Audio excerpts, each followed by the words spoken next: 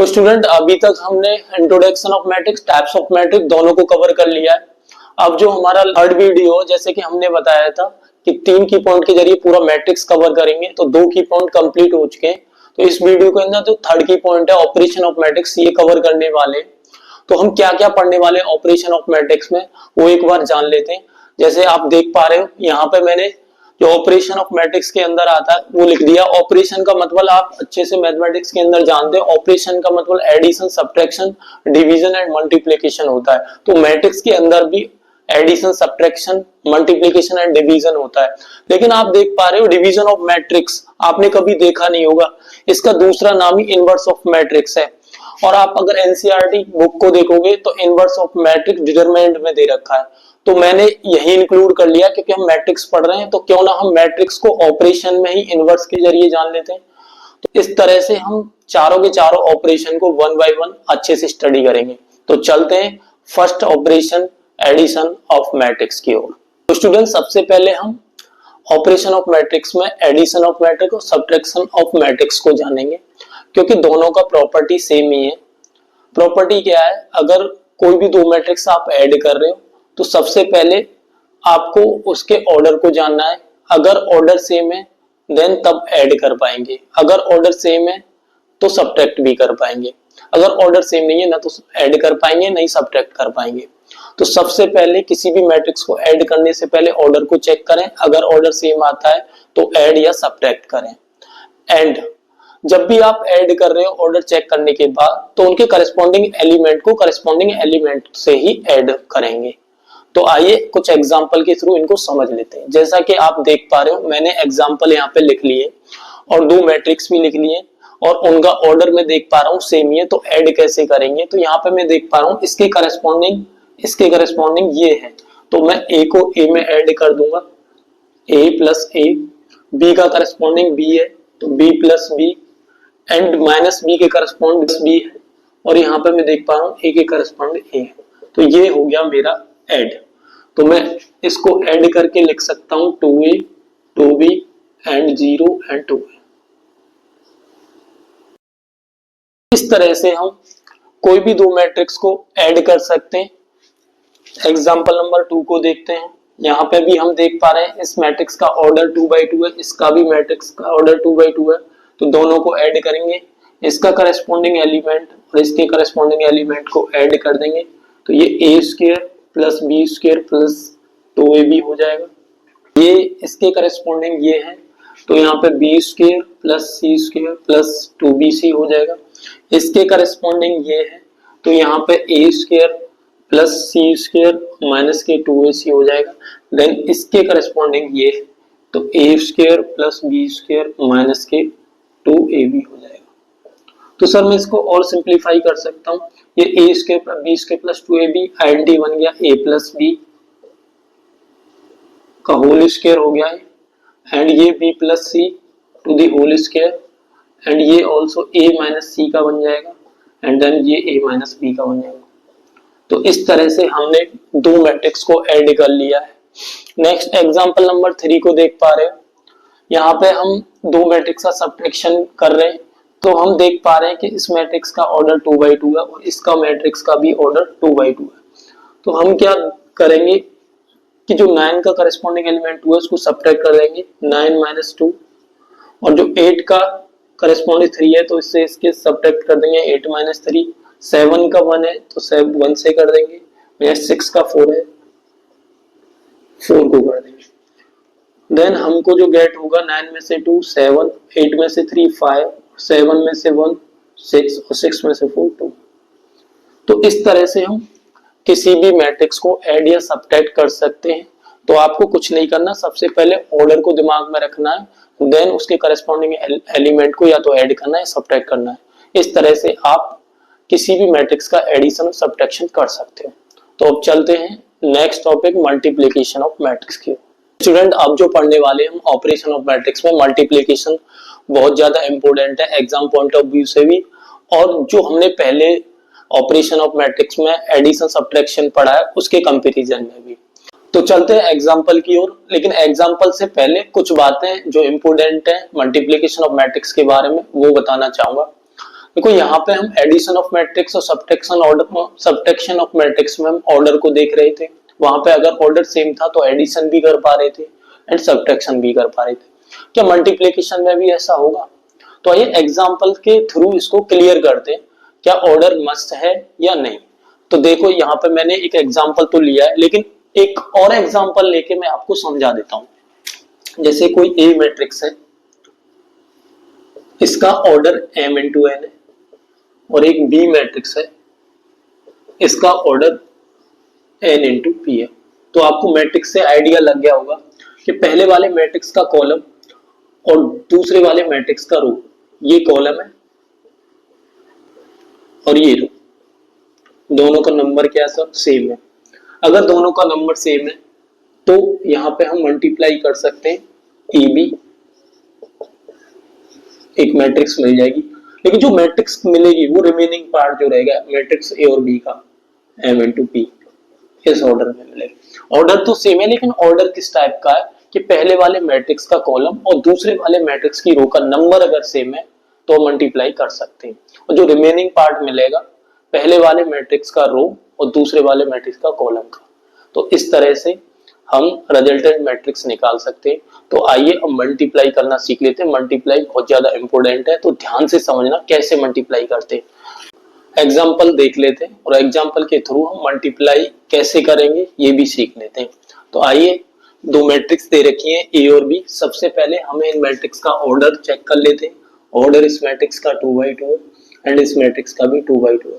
तो ऑर्डर में क्या चेक करना है? पहले मैट्रिक्स जो ए है उसका कॉलम का नंबर, और जो मैट्रिक्स बी है उसके रो का नंबर, दोनों का नंबर सेम है। तो अब हम विदाउट फेयर मल्टीप्लाई कर सकते हैं। तो यहाँ पे मैं a मल्टीप्लाई b कर लेता हूँ और दोनों मैट्रिक्स को यहाँ पे लिख लेता हूँ a मल्टीप्लाई b। तो एलिमेंट 1 2 3 4 है और b वाली मैट्रिक्स का एलिमेंट 5 6 7 8 है। अब स्टूडेंट आपको यहाँ पर बहुत ध्यान से देखना है मैं मल्टीप्लाई कैसे करता हूँ। तो मैं क्या करने वाला हूँ, पहली मैट्रिक्स का रो सेलेक्ट करूंगा और दूसरी मैट्रिक्स का कॉलम सेलेक्ट करूंगा। तो जैसा कि आप यहाँ पे देख पा रहे हो, पहली मैट्रिक्स में 2 रो है और दूसरी मैट्रिक्स में 2 कॉलम है, क्योंकि मुझे इस वाली मैट्रिक्स का जो मैट्रिक्स है उसका रो सेलेक्ट करना है और दूसरी का कॉलम सेलेक्ट करना है। तो मैं क्या करूंगा, पहली मैट्रिक्स के रो को सेलेक्ट करके उसके दूसरी मैट्रिक्स के कॉलम के करस्पॉन्डिंग एलिमेंट में मल्टीप्लाई करूंगा। क्योंकि मैंने रो को सेलेक्ट करा है तो मैट्रिक्स में भी मैं रो को प्रायोरिटी दूंगा। जो मेरी मैट्रिक्स, जो रिजल्टेंट मैट्रिक्स होगा उसमें रो के अकॉर्डिंग ही चलेंगे। जैसे आप समझ लो, जब हम मल्टीप्लाई करेंगे तो आपको समझ आ जाएगा। जैसे कि अभी ये रो है, ये वाली फर्स्ट, इसका मैं इस वाले कॉलम में मल्टीप्लाई करूंगा। तो मैं यहाँ पे कैसे मल्टीप्लाई करूंगा, इसके करस्पॉन्ड एलिमेंट से 1 को 5 से मल्टीप्लाई करूंगा, 1 को 5 से मल्टीप्लाई करूंगा एंड प्लस 2 को 7 से मल्टीप्लाई करूंगा। देन रो में चलना है तो इधर रो में ही चलेंगे, इसी रो को इस वाले सेकंड कॉलम से करूंगा, 1 को मैं 6 से मल्टीप्लाई करूंगा और प्लस 2 को 7 से मल्टीप्लाई करूंगा, सॉरी 8 से मल्टीप्लाई करूंगा एंड 3 को मैं 5 से मल्टीप्लाई करूंगा। अब सेकंड रो में आ गए हम और फर्स्ट कॉलम का मल्टीप्लाई कर रहे हैं, 3 इंटू 5 प्लस 4 इंटू 7 एंड इसी सेकंड रो का मैं सेकंड कॉलम से करूंगा, 3 इंटू 6 प्लस 4 इंटू 8। तो इस तरह से हम मल्टीप्लाई कर सकते हैं और यहाँ पे लिख सकते हैं 5 1 जा 5 प्लस 2 2 7 जा 40, 6 1 जा 6 और 8 2 जा 16, 5 3 जा 15 और 4 7 जा 28। यहाँ पे मैं देख पा रहा हूँ ये 18 हो गया और ये 32 हो गया। तो मैं जब इसको ऐड करके लिखूंगा तो मेरा रिजल्टेंट मैट्रिक्स आएगा, वो आएगा या 19 और यहाँ पे आएगा 22 और यहाँ पे कितना आ जाएगा 43 एंड यहाँ पे आएगा मेरा 50। तो इस तरह से मैंने मल्टीप्लाई करके रिजल्टेंट मैट्रिक्स को गेट कर लिया। तो इस तरह से हम किसी भी मैट्रिक्स का मल्टीप्लाई कर सकते हैं, लेकिन मल्टीप्लाई करने से उन्हीं मैट्रिक्स का होगा जिनका ऑर्डर जो मैंने बताया, पहली मैट्रिक्स का कॉलम और दूसरी मैट्रिक्स का रो का नंबर अगर सेम है तो मल्टीप्लाई कर पाएंगे। तो अच्छे से समझने के लिए कुछ और एग्जांपल कर लेते हैं जिससे हमें अच्छे से क्लियर हो जाए कि कैसे मल्टीप्लाई करते हैं, क्योंकि मल्टीप्लाई इंपोर्टेंट पार्ट है। तो हम इस पे दो चार और एग्जांपल करेंगे। तो आइए नेक्स्ट एग्जांपल की ओर चलते हैं। अब चलते हैं एक और एग्जांपल की ओर। तो आप एग्जांपल देख पा रहे हैं। सबसे पहले ऑर्डर चेक कर लेते हैं। इसका ऑर्डर है 2/2 का एंड इसका ऑर्डर है 2/3 का। क्योंकि यहाँ पे रो तो दो ही है लेकिन कॉलम 3 है, यहाँ पे 2 ही रो 2 ही कॉलम है। तो स्टूडेंट इसका मीन्स तो ये है कि मैं मल्टीप्लाई कर पाऊंगा, क्योंकि पहले वाले का कॉलम और दूसरे वाले का रो का नंबर सेम है। तो मल्टीप्लाई कैसे करेंगे? सबसे पहले हम रो को सेलेक्ट करेंगे। यहाँ पे मैं देख पा रहा हूँ पहली मैट्रिक्स की रो 2 और यहाँ पे कॉलम 3 है, तो प्रोसेस सेम ही रहने वाला है। तो यहाँ पे एक मैट्रिक्स मैं बना लेता हूँ जो कि मल्टीप्लाई वाली मैट्रिक्स है।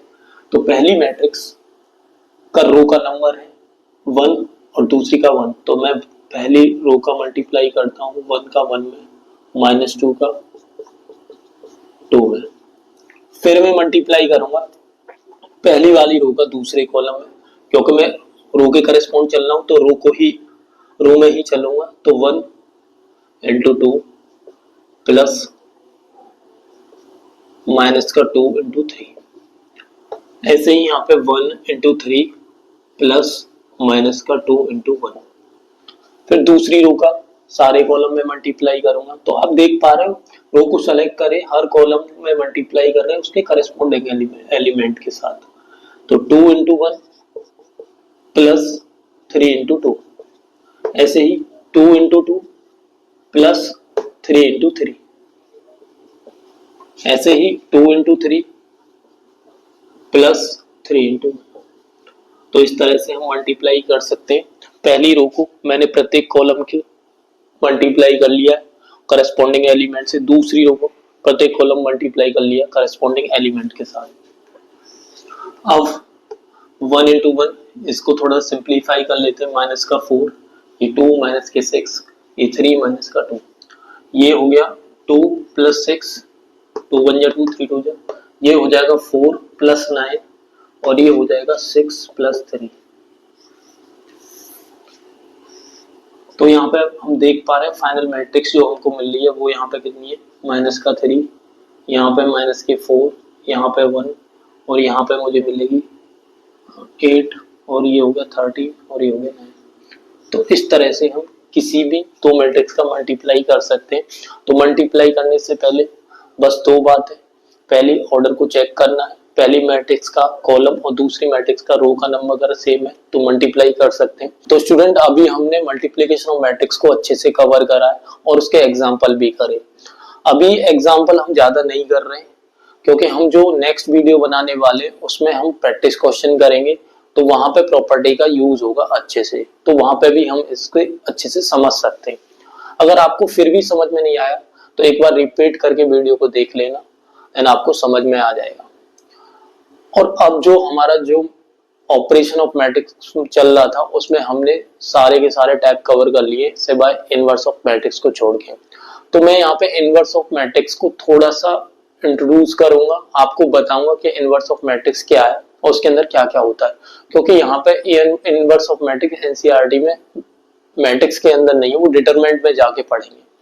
तो यहाँ पे डिटरमिनेंट का यूज होगा, तो मैं यहाँ पे इसको नहीं बता रहा हूँ, थोड़ा सा आइडिया दे देता हूँ, क्योंकि मैं यहाँ पे बताऊंगा तो थोड़ा डिस्टरबेंस हो जाएगा एनसीईआरटी के अकॉर्डिंग।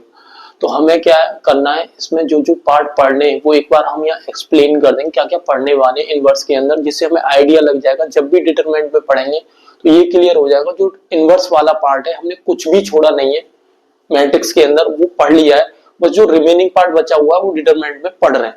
तो पहले से ही हमारा माइंड इस चीज को एक्सेप्ट कर लेगा।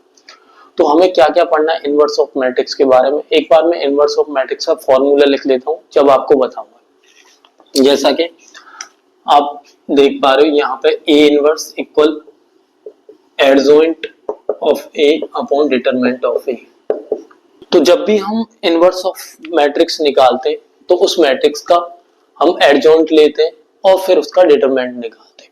तो यहाँ पे हमें singular of matrix, non singular matrix दोनों पढ़नी पड़ेंगी। तो ये कहीं ना कहीं हम ज्यादा अगर यहाँ पे पढ़ गए मैट्रिक्स के अंदर तो आपको ऐसा लगेगा कुछ ओवर हो गया एनसीईआरटी के अकॉर्डिंग।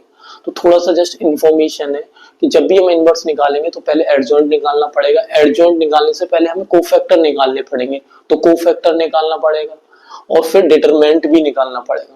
तो ये सारी की सारी चीजें हम डिटरमिनेंट में जाके पढ़ेंगे, क्योंकि डिटरमिनेंट वर्ड आया तो डिटरमिनेंट यहाँ भी है, फिर डिटरमिनेंट हमारा अकेला एक चैप्टर भी है। इस तरह से हम सारी की सारी चीजें डिटरमिनेंट के अंदर पढ़ लेंगे। इससे होगा क्या, इसे बताने से हमारा जो ऑपरेशन ऑफ मैट्रिक्स था वो भी कंप्लीट हो जाएगा।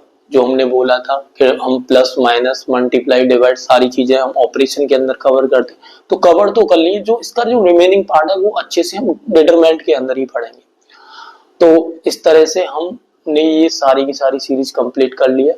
अब बाकी हम नेक्स्ट वीडियो में जितने भी इंपॉर्टेंट क्वेश्चन है या बोर्ड एग्जाम में पूछे जाते हैं उनकी प्रैक्टिस करेंगे अच्छे से। तो आपको वो वीडियो अच्छे से देखनी है, तब आपको पूरा का पूरा एडवांटेज मिलेगा इस वीडियो का मैट्रिक्स पढ़ने का।